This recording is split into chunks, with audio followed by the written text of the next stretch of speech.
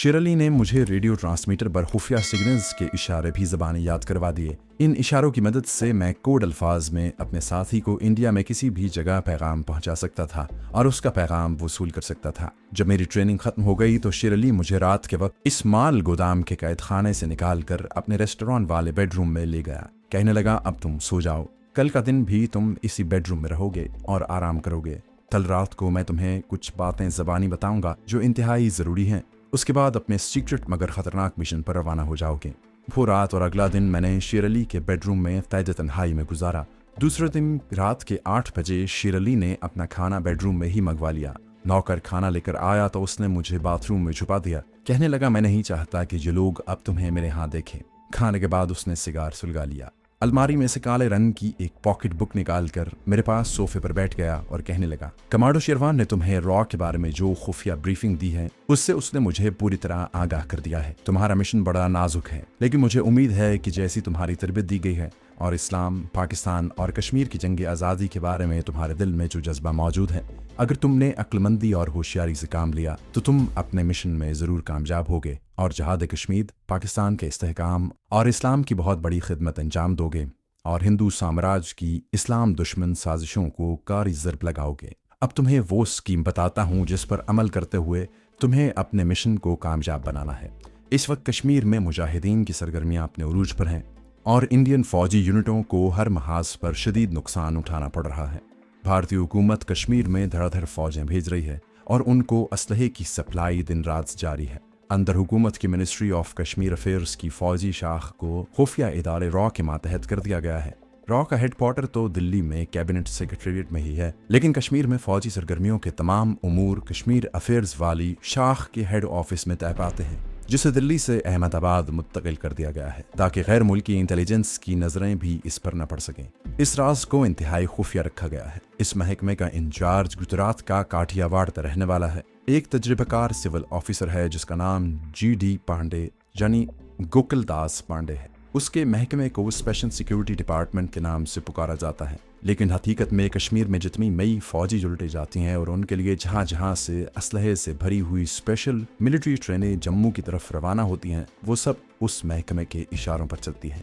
इस महकमे का बराह रास्त भारतीय फौजी हाई कमांड से सिलसिला जुड़ा हुआ है। इंडियन फौजी हाई कमांड कश्मीर में फौजों की नकलो हरकत की जो स्कीम तैयार करके इस महकमे के सरबराह GD पांडे को भेज देता है और फिर मिस्टर पांडे का महकमा इस स्कीम पर अमल करते हुए फौजों को भारत की मुख्तलिफ छावनियों से रवानगी और असलहे की तरसील का सारा काम खुफिया तौर पर अपनी निगरानी में करवाता है। दूसरी बात यह है कि कश्मीरी मुसलमानों ने क़याम पाकिस्तान के वक्त पाकिस्तान में शामिल होने का ऐलान किया था, लेकिन भारतीय हुकूमत ने फ़ौरन वहां अपनी फ़ौजें दाखिल करके कश्मीर पर ज़बरदस्ती अपना कब्जा जमा लिया था। अब कश्मीरी मुसलमान जिनकी रियासत कश्मीर में वाज़ी अक्सरियत है और हक़ खुद इख्तियारी के लिए लड़ रहे हैं, तो इंडियन हुकूमत ये समझती है कि पाकिस्तान इन कश्मीरी मुसलमानों के लिए अपने कमांडो भेज रहा है, जो बिल्कुल गलत बात है, क्योंकि कश्मीरी मुसलमानों का तो बच्चा बच्चा कमांडो बनकर अपनी बका की जंग लड़ रहा है। उन्हें बाहर की मदद की ज़रूरत नहीं है। पाकिस्तान की तरफ से कश्मीरी मुसलमानों को इस्लाम के नाते इखलाकी मदद ज़रूर मिल रही है,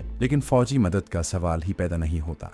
लेकिन चूंकि भारतीय हुकूमत ने अपने तौर पर यह तय कर लिया है कि पाकिस्तान कश्मीरी मुसलमानों की मदद कर रहा है, इसलिए इंदिरा गांधी की हुकूमत पाकिस्तान में तखरीबकारी का एक बहुत ख़तरनाक और वसी मंसूबा बना रही है। ये मंसूबा इंदिरा गांधी के तैयार करदा इसी बदनाम खुफिया इदारे रॉ की कश्मीर अफेयर्स वाली शाख के जरिए तैयार किया जाता रहा है और इसका इंचार्ज भी यही GD पांडे है। इस नापाक मंसूबे के जरिए पाकिस्तान में तखरीबकारी की जाएगी, बम के धमाके किए जाएंगे, मसाजिद में बम फेंक कर मुसलमानों को मुसलमानों के खिलाफ लड़ाया जाएगा, मजहबी मुनाफरत फैलाई जाएगी। मैं बड़ी तवज्जो से शेर अली की बातें सुन रहा था। मेरा जहन उसकी बातों के साथ साथ चल रहा था। एक पल के लिए वो खामोश होकर मेरी तरफ गौर से देखने और सिगार के कश लगाने लगा। फिर इसी तरह मेरी आंखों में आंखें डाले बोला, तुम्हें अहमदाबाद जाकर रॉ की कश्मीर अफेयर्स के हेड ऑफिस के इंचार्ज GD पांडे यानी गोकुल दास पांडे तक रसाई हासिल करनी है। रसाई भी इस तरीके की हासिल करनी है कि वो तुम पर बेहद एतमाद करने लगे। उसके बाद तुमने अहमदाबाद में ही अपना खुफिया हेडक्वार्टर बनाना होगा। तुम कश्मीर में ताज़ा इंडियन फौजी यूनिटों की नकलो हरकत और असलहे की सप्लाई के बारे में मुकम्मल मालूमात हासिल करके इन मालूमात की रिपोर्ट कोड अल्फाज में मुझे पहुंचाओगे। मैंने तुम्हें अपने रेडियो ट्रांसमीटर के खुफिया सिग्नल बता दिए हैं, बल्कि तुम्हें याद करा दिए हैं।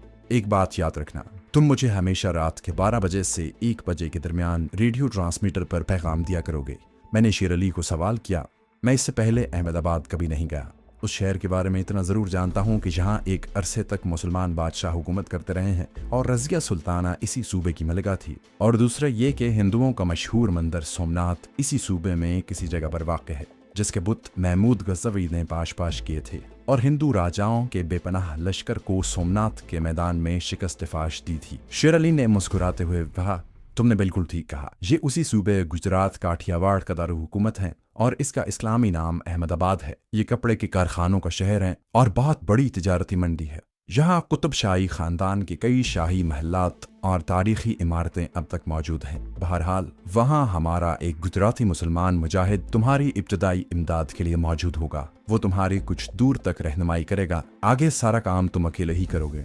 अब मेरी बात तवज्जो से सुनो। ये जो मिस्टर GD पांडे है, मैं तुम्हें इसकी तस्वीर भी दिखा दूंगा। ये शख्स वैसे तो इंडियन ब्यूरोक्रेसी का पुराना ICS ऑफिसर है, बड़ा पढ़ा लिखा है, मगर दूसरे हिंदुओं की तरह ये भी बेहद तवहम परस्त आदमी है। ये जैनी है, यानी जैन मत का पैरोकार है और जैन धर्म को ही निजात का वाहिद जरिया समझता है। इसलिए तुम उसे जैन मत के एक वरदान साधु के रूप में मिलोगे। कमांडो शेरवान की ज़बानी मुझे ये भी मालूम हो चुका था कि कश्मीर में तुम्हें हिंदुइज्म के तमाम फ़िरकों की तालीम दी गई है। यकीनन तुम जैन मजहब के बारे में पूरी मालूमात रखते होगे।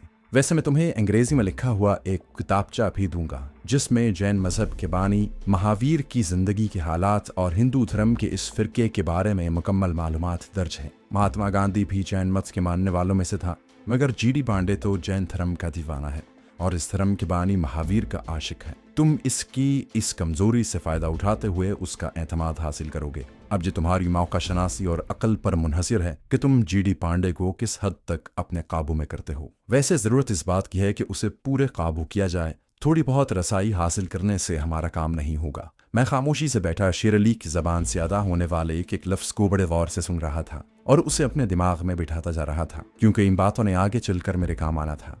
शेर अली कहने लगा, हमारा अहमदाबाद वाला आदमी इस सिलसिले में भी तुम्हारी मदद करेगा। जैसा कि मैं तुम्हें पहले बता चुका हूँ कि ये आदमी कोई जासूस नहीं है, इसका पाकिस्तान से भी कोई वास्ता ताल्लुक नहीं है। वो भारत में रहने वाले हजारों मुसलमानों की तरह एक आम मुसलमान है, जिसको हिंदू अपना ज़रख़रीद गुलाम समझता है और जिसकी तरक्की के रास्ते हिंदुओं ने मसदूद कर रखे हैं। शेर अली ने मुझे उस आदमी का नाम बताया।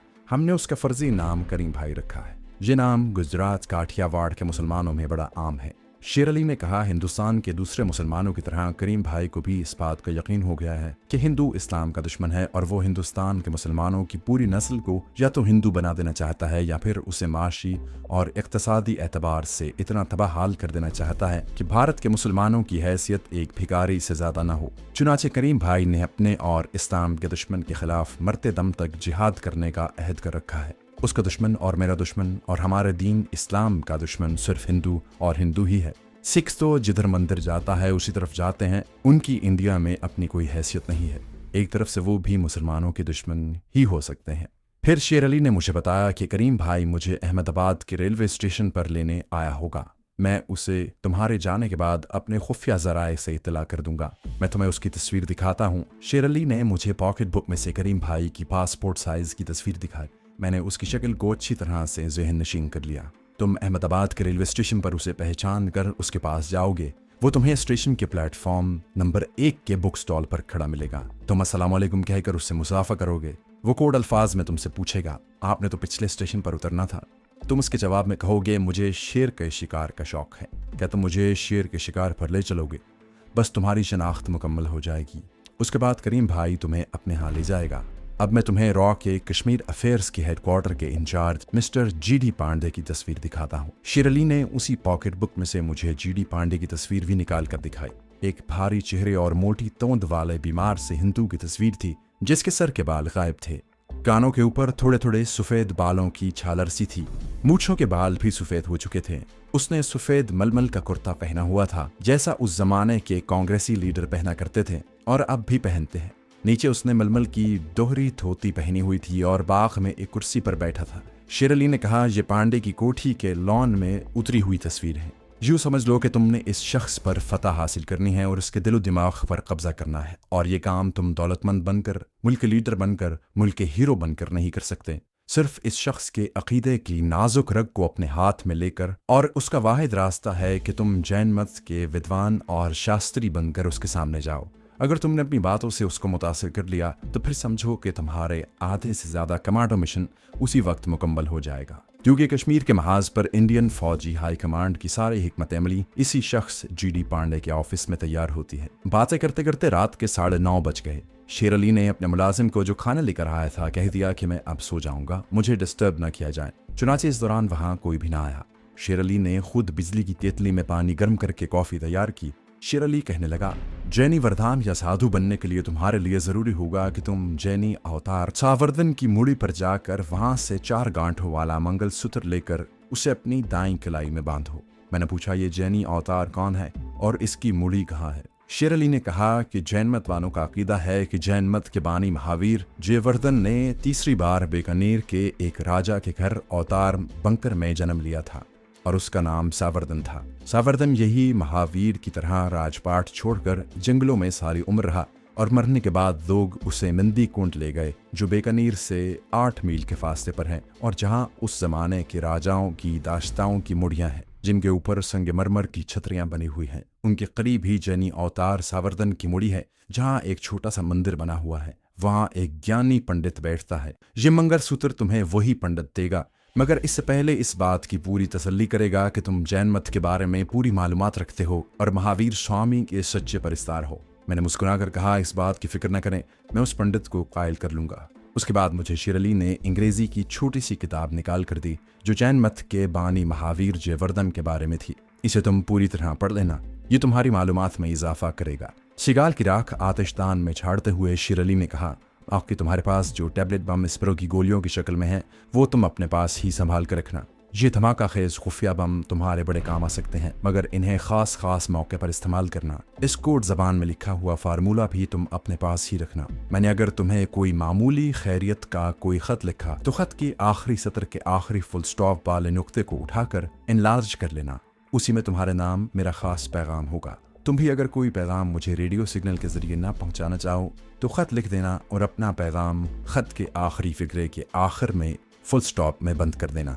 मैं उस नुक्ते को एनलार्ज करके तुम्हारा खुफिया पैगाम पढ़ लूंगा। बाकी तुम्हें अगर कोई खुफिया पैगाम रेडियो सिग्नल के जरिए कमांडो शेरवान को देना हो तो तुम्हें शेरवान ने अपने ट्रांसमीटर के खुफिया इशारे जरूर समझा दिए होंगे।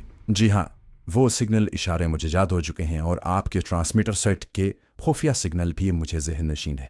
शेर अली बोला, और ये बात भी याद रखना कि मुझे रेडियो सिग्नल के जरिए जब भी कोई पैगाम भेजना हो तो हमेशा रात के 12 बजे और 1 बजे के दरमियान भेजना। इस वक्त मेरा खुफिया छोटा रेडियो ट्रांसमीटर सेट मेरे उसी बेडरूम में मेरे पास ही होता है। कमांडो शेरवान भी मुझे उसी वक्त पैगाम के सिग्नल भेजता है। रात के 10 बज चुके थे। मैं शेर अली से पूछने ही वाला था कि मुझे अहमदाबाद अपने मिशन पर किस वक्त रवाना होना है कि उसने सोफे से उठते हुए कहा, मैं चाहता हूँ कि तुम अपना थोड़ा सा हुलिया बदल लो। तुम्हारी मूछें नहीं है, तुम छोटी छोटी मूछें रख लो और बालों का स्टाइल भी तब्दील कर लो। इसकी वजह यह है कि मेरे रेस्तरां के आदमियों ने तुम्हें मेरे साथ देख लिया है। ये मेरी मजबूरी थी, क्योंकि अहमदाबाद में तुम एक हिंदू बनकर जाओगे जो जैन मत का मानने वाला वरदान और शास्त्री है। तुम अपना कोई हिंदुआना नाम अभी मत रखना।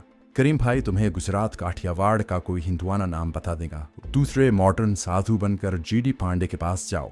आगे वहां जैसे हालात हों वैसे ही करना। करीम भाई इस सिलसिले में तुम्हें सही मशवरा देगा। जैन मत का साधु बनने के लिए तुम्हें लंबे बाल लंबी दाढ़ी रखने की जरूरत नहीं पड़ेगी। बस सफ़ेद कुर्ता, सफ़ेद धोती और चप्पल ही काफ़ी रहेगी। जैन मत के साधु सफाचट भी होते हैं। सिर्फ माथे पर तुम्हें जैनी तिलक लगाना होगा। मैंने कहा, ठीक है, मैं आज ही से मूछें बढ़ानी शुरू कर देता हूँ। बालों का स्टाइल भी तब्दील कर लेता हूँ। अगर जुटादारी साधु बनना पड़ा तो वो भी बन जाऊंगा। अगर करीम भाई ने कहा कि अंग्रेजी कपड़ों वाला मॉडर्न स्वामी ही बना रहूं तो यही कपड़े ठीक रहेंगे। सिर्फ माथे पर तिलक लगा लूंगा। शेर अली ने मुझे ऊपर से नीचे तक देखा। वो मेरे लिबास का जायजा ले रहा था। कहने लगा, अहमदाबाद में इतनी सर्दी नहीं होती, वहां तुम्हें स्वेटर की जरूरत नहीं पड़ेगी। सिर्फ एक कोट ही काफी रहेगा, या ये जैकेट जो तुमने पहन रखी है ठीक रहेगी। लेकिन मेरा ख्याल है कि लिबास का फैसला भी तुम करीम भाई से मिलकर ही करना। हो सकता है वो तुम्हें सफ़ेद खद्दर का कुर्ता पाजामा और खद्दर की जैकेट पहनने का मशवरा दे, क्योंकि आजकल के मॉडर्न जैनी साधु आमतौर पर ऐसा ही लिबास पहनते हैं।